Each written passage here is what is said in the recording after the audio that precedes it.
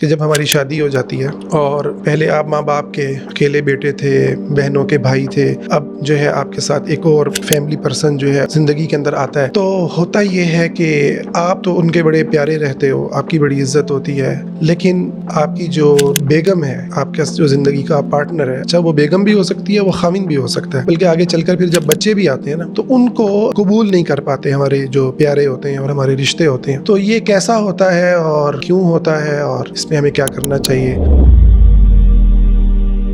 سب سے پہلی بات یہ ہے کہ جب بھی آپ اپنے کسی پیارے کے اگلے پیارے کو ریجیکٹ کرتے ہیں نا، کہ آپ اپنے بیٹے کی بیوی کو ریجیکٹ کرتے ہیں، مطلب اپنی بہو کو جب آپ کہتے ہیں نا کہ یار یہ کسی کام کی نہیں ہے، یا آپ وہ تمام باتیں جو بول رہے ہوتے ہیں، تو آپ کا اپنا بیٹا جو ہے وہ اس پین کا جو پارٹ ہے وہ اس کو اٹھاتا ہے۔ اسی طرح سے آپ کسی کے خاوند کے بارے میں اگر کہہ رہے ہیں، یعنی اپنی بیٹی کو تیرا خاوند تو کماتا نہیں ہے، کسی کام کا نہیں ہے، یہ نہیں ہے کہ وہ بچی خوش ہو رہی ہے، آپ اس بچی کے اندر جو ہے وہ پین کو انجیکٹ کر رہے ہیں۔ اور اگر آپ اس سے بھی آگے بڑھ کر اس کے بچوں پر بات کر رہے ہیں، تمہارے بچے مطلب پڑھتے نہیں ہیں، بہت شرارتی ہیں، اس طرح کے الفاظ آپ بولی جا رہے ہیں، چاہے آپ نانی ہیں، چاہے آپ دادی ہیں، تو آپ اس صورت میں تو سمجھیں کہ آپ کی جو سگی اولاد ہے، آپ اس کے دل کے اوپر جو ہے وہ تیر کے وار کر رہے ہیں، جس کا وہ غم اٹھا رہا ہے۔ تو اگر آپ یہ سمجھتے ہیں والدین ہونے کے ناطے، بہن ہونے کے ناطے، بھائی ہونے کے ناطے، کسی بھی رشتے کے ناطے، کہ یار جس سے آپ پیار کرتے ہیں یا جو آپ کا اپنا ہے، سگا ہے، آپ نے اس کو تکلیف نہیں دینی، تو اس کا سب سے پہلا مطالبہ یہ ہے کہ آپ اس سے جو متعلق لوگ ہیں، آپ ان کے خلاف بولنا بند کر دیں، آپ ان کے خلاف بات مت کریں۔ آپ کو کوئی پریشانی ہے، آپ اس پریشانی کا حل نکالیں، کہ کسی نے آپ سے زیادتی کی ہے، بھائی آپ بدلہ لے لیں، آپ باؤنڈری بنائیں، آپ تمام چیزیں کریں گے، لیکن آپ اس کے خلاف بولیں گے نہیں۔